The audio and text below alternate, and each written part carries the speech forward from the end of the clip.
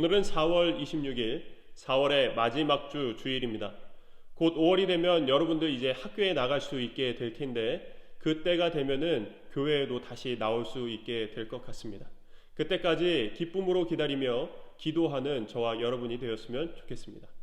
오늘도 예배를 위해 성경책을 준비하시고 단정한 옷을 입으시고 마음을 다한 헌금을 준비하셔서 이 예배 자리에 임했으면 좋겠습니다.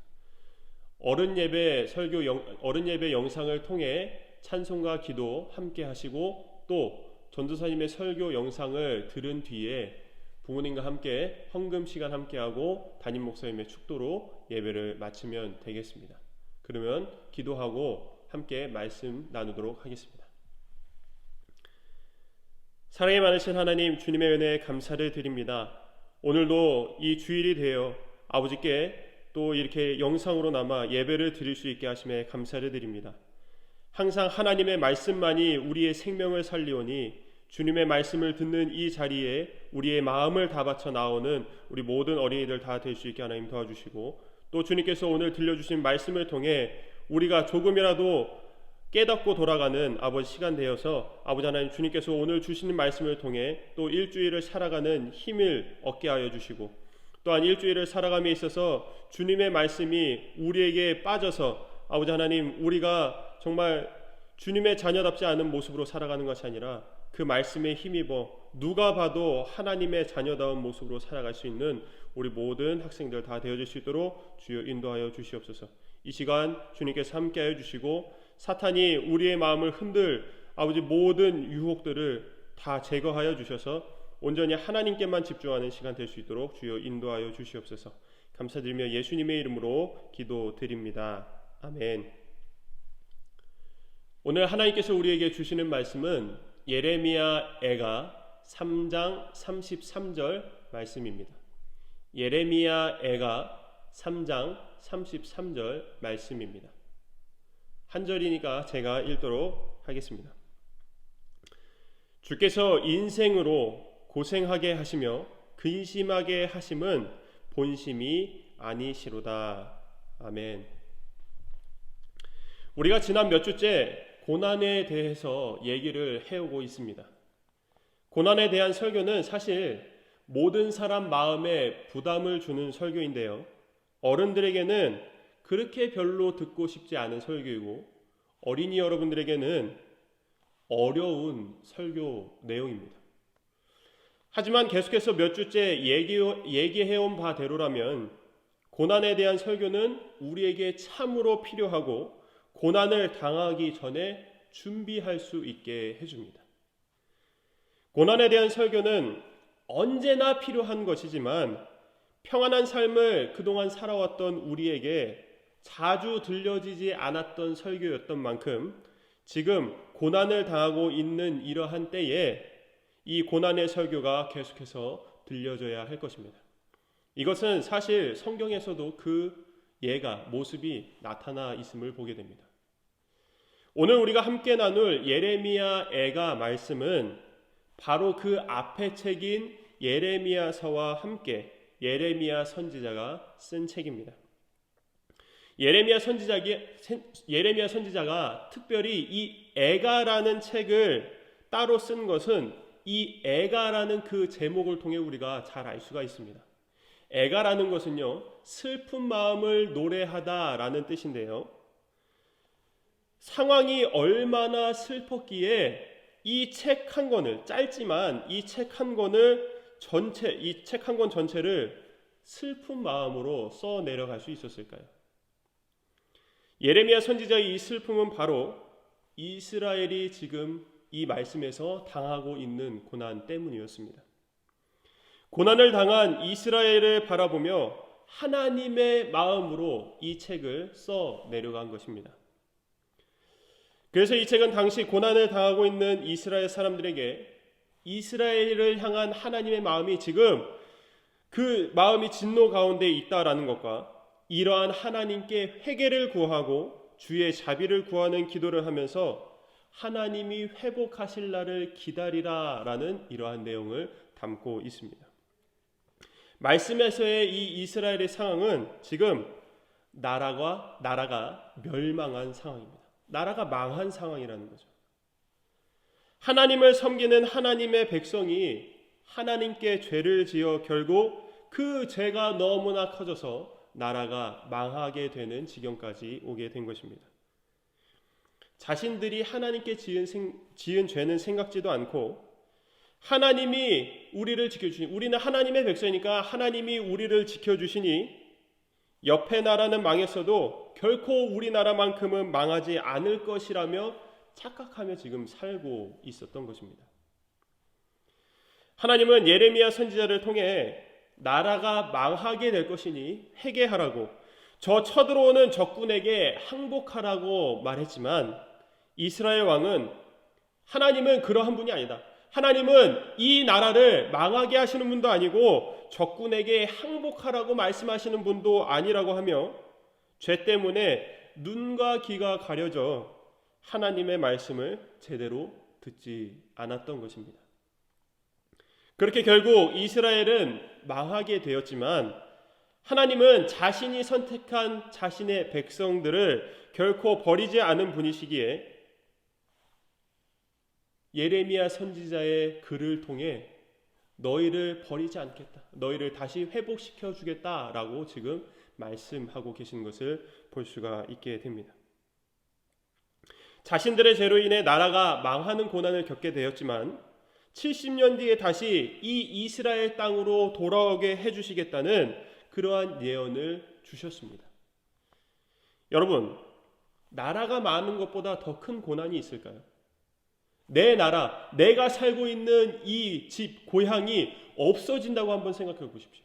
그것보다 더 큰 고난이 어디 있겠습니까? 이와 같이 나라가 망하는 가장 큰 고난에도 회복의 은혜를 주시는 것이 바로 하나님이신데 이것보다 못한 다른 모든 고난에는 당연히 회복이 있을 수밖에 없는 것이죠. 그런데 오늘 우리가 읽은 말씀은 참으로 이상하게 보입니다. 분명 이스라엘을 망하게 해서 고난을 당하게 하신 것이 하나님이신데 오늘 말씀에서 하나님은 이렇게 말씀하세요. 그것은 내 진짜 마음이 아니다라고 말씀하십니다. 모든 고난은 하나님께로부터 옵니다. 사탄이 주는 고난도 결국엔 우리가 욥기서의 말씀을 보면 알 수 있듯이 하나님이 허락하셔야만 사탄도 우리에게 고난을 줄 수가 있는 것이죠. 왜 하나님은 우리에게 고난을 주시는 것일까요? 우리가 지난주에도 얘기했지만 그것은 하나의 시험과도 같은 것입니다. 우리를 훈련시켜 더 나은 믿음의 모습으로 만들어가기 위한 것이죠. 그것의 최종 목적은 당연히 하나님 나라에 들어갈 준비를 시키시는 것입니다. 하나님이 원하시는 것은 우리가 고난을 당할 때에 잘 이겨내는 것입니다.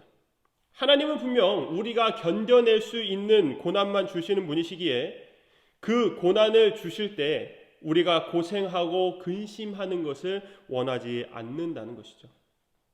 하지만 모든 고난에는 괴로움과 힘듦이 따라오게 됩니다. 그렇지 않은 고난은 사실 고난이라고 사람들이 얘기를 하지 않죠.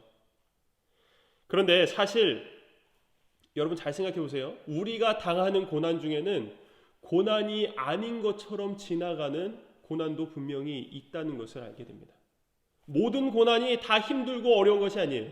우리가 당하는 고난 중에는 이게 고난이었나 하고 지나가는 것도 분명히 있다는 것이죠.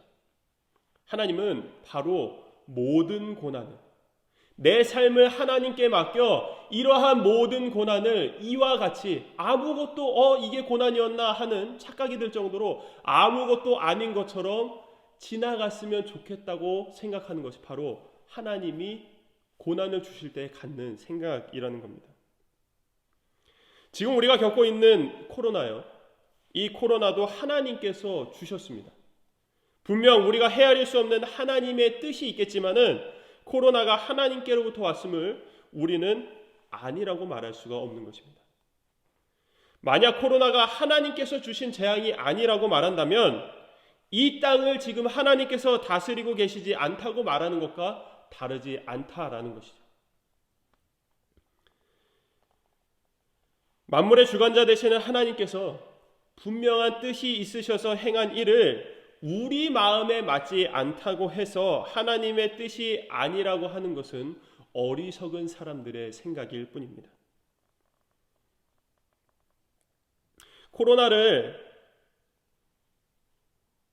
지금 이 코로나 때문에 많은 사람들이 고통을 겪고 있죠. 하지만 오늘 말씀에서 본 것과 같이 그것은 결코 하나님이 원하시는 결과는 아닙니다. 코로나를 하나님이 주셨는데 그것 때문에 괴로워하는 것이 하나님이 원하시지 않는 것, 아니라는 것, 원하시는 것이 아니라는 것이죠. 지금 이 말이 이해가 되지 않는 사람들이 있을 것입니다. 쉽게 말하면은 하나님이 우리를 괴롭게 하기 위해서 코로나를 주신 것이 아니라는 사실입니다. 여러분 한번 생각해 보십시오. 여러분들이 학교에서 선생님이 숙제를 내주거나 또는 학교에서 시험을 볼 때 그것 때문에 괴로워하는 사람들이 있습니까? 이것이 나를 괴롭히려고 선생님이 나를 괴롭히려고 숙제를 내주고 학교가 나를 괴롭히려고 시험을 내고 있구나 이렇게 생각하는 사람들이 있습니까? 아니죠. 누구나 숙제를 하면서 또는 시험을 보면서 이것을 내가 하고 공부함으로써 한 단계 더 나은 것을 배울 수 있겠구나, 더 올라갈 수 있구나를 다 알고 있을 것입니다. 그렇게 깨닫고 있지 않습니까? 누가 학교의 숙제와 시험 때문에 나를 괴롭히려 하는구나 이렇게 생각을 하겠습니까? 바로 이와 같다라는 것이죠. 우리는 지금 상황에서 사실 괴로워해야 되는 것이 아니라 하나님의 뜻이 무엇인지를 파악하고 그 뜻대로 사는 것이 중요합니다. 우리는 그 하나님의 뜻을 그분의 말씀 가운데서 발견할 수 있게 됩니다. 그리고 오늘 말씀에서처럼 하나님이 이전에 행하신 일들을 통해서 성경에서 볼 수 있는 하나님이 이전에 행하신 일을 통해서도 지금 우리에게 일어나고 있는 이 재앙과 같은 고난이 왜 일어나고 있는지를 그 분명한 원인을 알 수가 있게 된다라는 것이죠. 이것은 지금 우리 교회가 한국교회, 세계 모든 교회가 당하고 있는 고난도 마찬가지라는 것입니다. 하나님은 코로나를 분명 지금 멈추게 하실 수 있는 능력이 있으신 분이시지만 그렇게 하지 않으시는 분명한 이유가 있음을 기억해야 합니다. 그리고 이 가운데 하나님께서 예수님을 믿는 자들의 믿음이 떨어지지 않도록 그 영혼들을 지키시고 계신다는 사실을 기억해야 하는 것이죠. 우리는 이것에 감사해야만 합니다. 그래서 우리는 하나님의 말씀을 의심하지 말고 그 말씀을 바르게 믿어야만 하는 것입니다. 잠언 28장 26절에서는 지금 이렇게 얘기를 하고 있습니다. 자기의 마음을 믿는 자는 미련한 자요. 그리고 잠언 3장 5절에서는 너는 마음을 다하여 여호와를 신뢰하고 너의 명철을 의지하지 말라라고 말하고 있습니다. 이 세상의 모든 말과 생각이요, 그것은 나의 말과 생각도 포함이 되어 있습니다. 이것들은 하나님 앞에서 그 어느 것도 올바른 것이 하나도 없다라는 것이죠. 오직 정답은 하나님의 말씀에만 있습니다. 그러니 하나님의 말씀에만 귀를 기울이고 그 말씀만을 믿어야만 할 것입니다. 사랑하는 여러분, 하나님이 오늘 말씀을 통해 우리가 당하는 고난의 괴로움이 하나님이 원하시는 것이 아니라고 하셨고, 그렇게 괴로움을 당한 자들에게는 반드시 회복과 위로를 주신다고 말씀하셨습니다. 이는 성경에서 다 말해주고 있는 사실입니다. 코로나뿐만 아니라 앞으로 우리의 인생에서 겪게 될 모든 고난의 순간도 그렇다라는 것이죠. 하나님은 그리스도인에게 고난을 심판의 도구로 사용하시지 않는다는 사실을 기억해야만 합니다. 우리가 당하는 고난은 하나님 나라에 들어가기 위한 훈련이고 우리를 향한 하나님의 사랑임을 깨달아야만 한다는 것입니다. 하나님의 말씀을 바르게 깨달아 이 시대의 옳고 그름을 바르게 구별하고 세상 사람들이 보는 눈으로, 그 눈으로 똑같이 세상을 바라보는 것이 아니라 하나님의 눈으로 세상을 바라보는 우리 모두가 되기를 바랍니다. 그러한 삶에는 반드시 고난이 있다는 것을 기억해서 그 고난을 주시는 하나님의 바른 뜻을 깨닫기 위해 항상 말씀 가운데 살아가며 모든 고난을 기쁨으로 당하는 저와 여러분 모두가 되기를 주님의 이름으로 축원합니다. 아멘. 기도하겠습니다. 하나님의 놀라우신 은혜에 감사를 드립니다. 꽤 오래 지속되고 있는 고난 가운데서도 하나님을 향한 믿음을 잃지 않도록 지켜주심에 감사를 드립니다. 주일 아침만 되면 하나님께 우리의 마음을 향하여 오늘도 어떤 말씀을 주실까 기쁨으로 맞이하게 하심도 감사드립니다. 우리의 지식과 지혜가 부족함에도 주의 말씀을 아는 데까지만이라도 깨닫게 하심에 감사를 드립니다.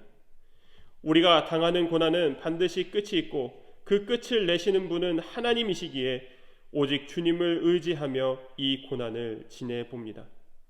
모든 그리스도인에게는 이 고난이 하나님의 뜻을 발견하는 의미 있는 시간이 되게 하시고 아직 주님을 모르는 자들에게는 주님을 찾고자 마음먹는 고난이 되게 하옵소서.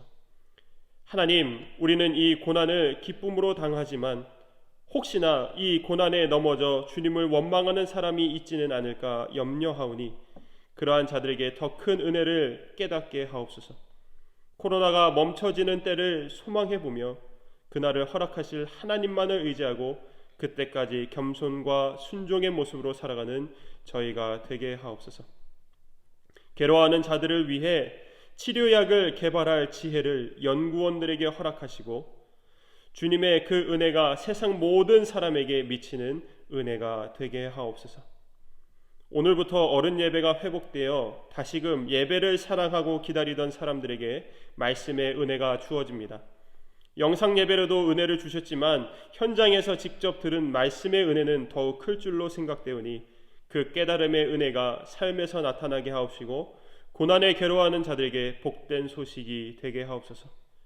모든 상황의 주관자 되시는 하나님께 감사드리며 거룩하신 하나님의 아들 예수님의 이름으로 기도드립니다. 아멘.